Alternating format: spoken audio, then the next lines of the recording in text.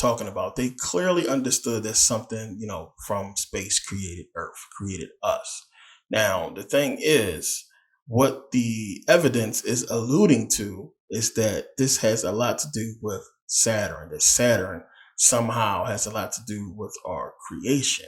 So when you go back and you start looking at the early depictions of God and of the sun, you see these, you see this and this. Now, we had it all wrong. They had it all wrong when they first found these symbols. A lot of people saw these symbols and remember they called it the sun symbol. Remember with the hole. And you look at the other symbol and it was supposed to represent the zodiac. But these are really ancient symbols. Really ancient. And what they represent is this. And they basically represent the aligning of the planets with Saturn. Now, when you look at that, it makes a lot more sense. One, when you look at the sun we have today, you're trying to figure out what is that dot in the middle? What is that hole there? Now, when you apply the whole image of the alignment of the planets, this symbol makes more sense.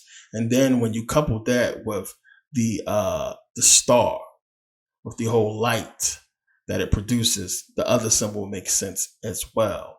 Now, one of the other things this symbol with the crosshairs represent is basically the 4 phases of solar configuration.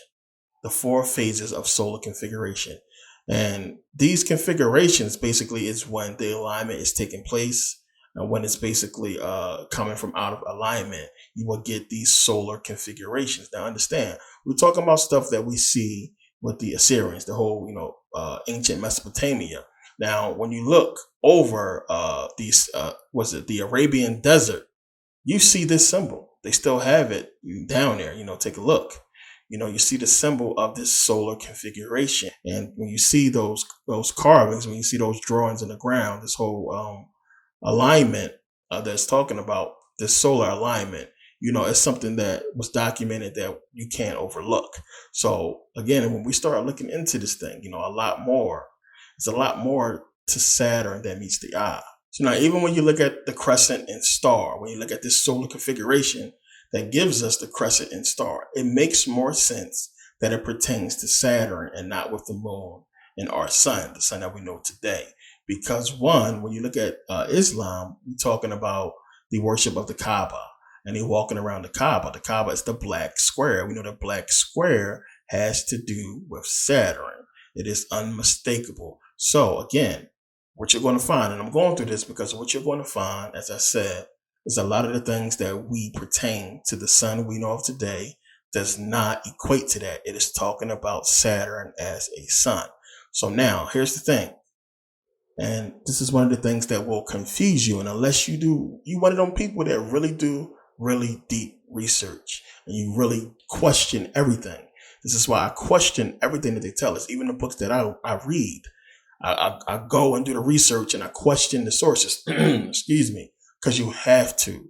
Because a lot of people, even the excerpt that I gave you from David Talbert's book, it's a lot of misconceptions in there. A lot of stuff that he don't understand clearly and a lot of mistakes. But when you a person that really research, you get this stuff. But what is known in esoteric circles, deep in esoteric circles and deeply in the occult, is that the ancients, the people who was in the mystery schools, the people who really understood this information, their day began at night. Plain and simple. That makes a whole lot more sense when you hear that. Their day started at night.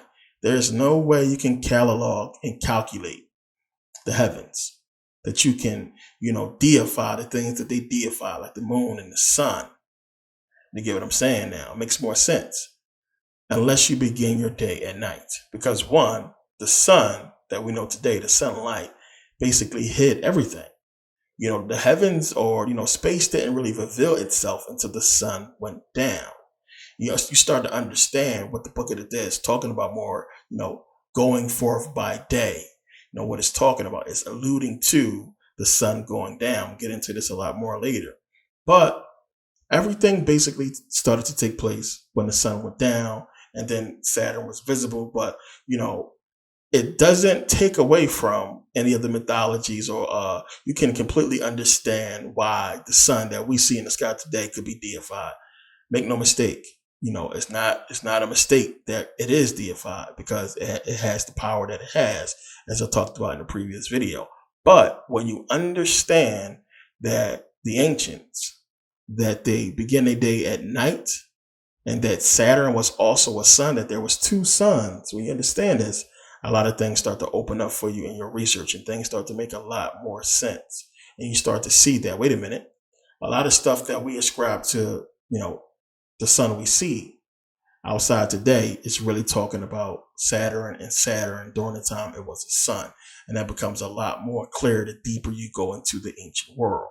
So again, almost every time we're looking at a depiction or something alluding to our sun in ancient times, it's not talking about the sun in the sky today. It's talking about Saturn as a sun. It's really important that you understand that this is a big deal, really big deal.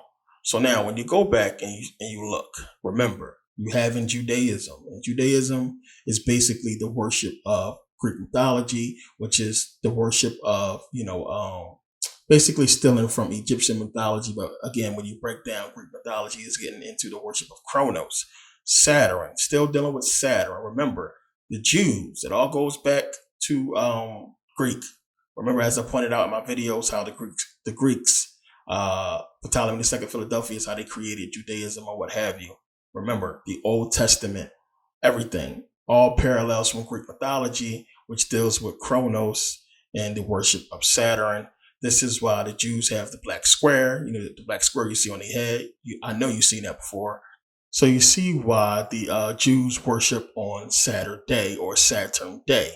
Even when you look at the ancient Phoenicians, they worship El. El represents Saturn. So we have the Greeks worshiping Kronos, Saturn, dealing with, Judaism, the worship of Greek mythology, which goes back to Saturn. Same thing with ancient Phoenician, Saturn. When you look at Rome, they have the worship of Saturnus, which is, again, Saturn. So we find it everywhere in the ancient world. And, we see it in Rome predominantly, leading up to the creation of Christianity and the coming of the sun, the worship of the sun, or Jesus Christ, which basically corresponds with the fallen Saturn, or the fallen Satan, the day star, or the falling star, or what have you. It's just what all this stuff is talking about. It all alludes to Saturn. It's all talking about Saturn, and Saturn as a sun. No coincidence. You have Jesus representing the sun that we see today. But when you really get into it, you can also put Jesus as being Saturn when you really look at different aspects and you look at what Jesus is associated with. We know Satan is Saturn. So you have, the sun we know of today, Jesus, and you have Saturn. You have a connection. There's a lot more to that, but I want to go back. Let's go back to Atum Ra or Atum Re, however you want to pronounce it. And let's look at, this whole thing with the sun. We know that Ra is the eye, the eye of Ra. We know that Ra represents the sun. So the whole thing is, does the sun today, the sun that we have anything to do with an eye? No. So when a lot of people look at Ra as being the sun or Jesus, Horus being the sun, or Horus and Jesus being the same, they are confused.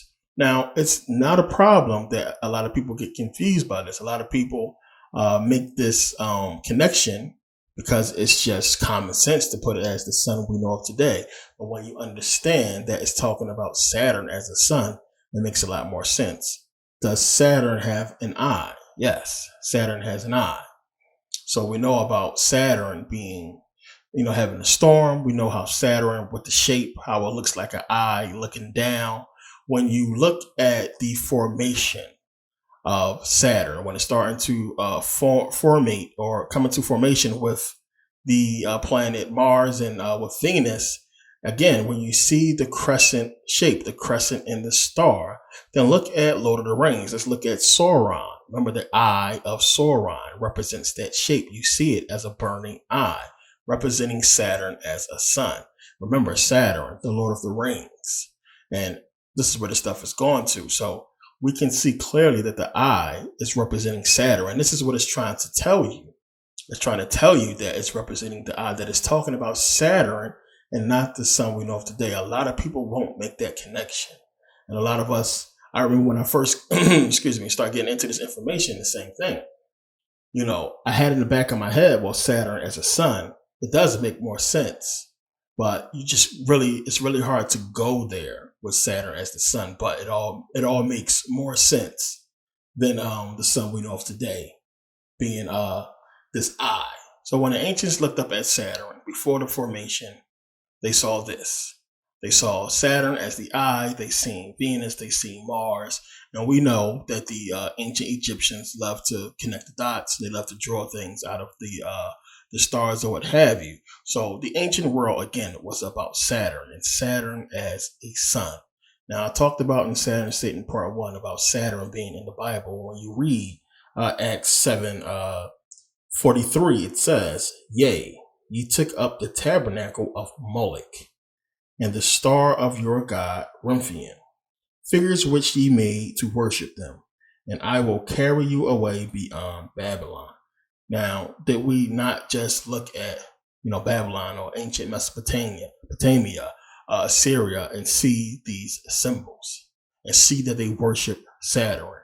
Remphian is Saturn. This is what it's alluding to. And when you look up, you can just Google it, Remphian, you'll see it. You'll see what it's talking about. You'll see the star, the so-called Star of David, or the Star of Saturn. You'll see Moloch. When you look at the talisman of Saturn, you'll see Moloch on one side. You'll see the star. Now, remember, Moloch, they sacrificed babies to Moloch. Remember, Kronos, he ate babies. Whenever you see the depictions of that old man eating the baby, that's Kronos. It's the same thing. It's alluding to Saturn, the same stuff. So we know that the star is supposed to represent Satan, that whole 5-pointed star, what have you, and it represents Satan because Satan is Saturn. This is what it's all talking about. When you look at the back of a dollar bill, when you look at the crest on the back with the pyramid, you put a star over it. Same thing. You have the star of Saturn. You have the eye of Lucifer, the eye of Satan, the eye of Saturn. Same thing when you put an eye over the layout of Washington, D.C. When you put that star there, you have the star of Saturn. The eye represents, same thing, Lucifer, Saturn, Satan, what have you, but the eye goes over the Scottish Rite Masonic Lodge, as I explained before. So all of this stuff is going back to Saturn. Now, it's funny how when Saturn fell as a star, because it used to be worshipped as a star, everybody in the ancient world worshipped Saturn as a star. When it fell as a star, everything changed. The ancient world was over. Everything was different.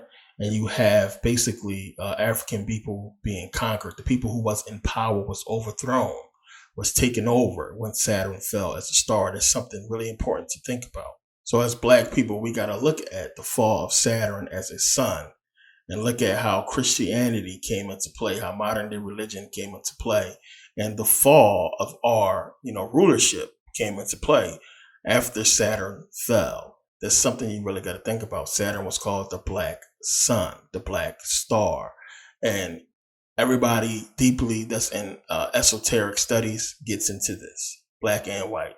A lot of people who are really in the know understand the power of Saturn, and that the powers that be have, consequently changed this stuff into Satan. So that if you was a person who was curious, and you was trying to research this stuff and you start getting into this information, guess what you're going to keep running into? I talked about this in my earliest DVDs. Every time I was studying, I kept running into Satan. Every time I got somewhere, I kept running into Satan. And when you run into Satan as a religious person or a person who is not fully conscious, you run back to the Lord. You run back to that Bible. And it's exactly why it was designed that way, to keep you running back. And the thing I kept thinking about was, Satan is real. Satan is 100% real. These people are talking about Satan, me not understanding, what it all is. It's talking about Saturn. So we as Black people got to understand, when Saturn fell as a sun, we had the rise of Christianity and modern day religion, us thrown into slavery, our lands conquered, everything taken away from us. So what was it about Saturn that kept us in power? Talked about this before, you know. You got to think about, one, the possible effects that Saturn as a sun can have on melanated people. Just think about us absorbing that kind of light. What would it do to us? You know, what would be possible? What would be possible for us to do with that sun present? And you know, we don't know. You know, we don't know. We don't know what that's really about or what's going on with that. So, it's something that I have looked into for a long time, and I understand it's a lot of plants and animals extinct since that sun died out.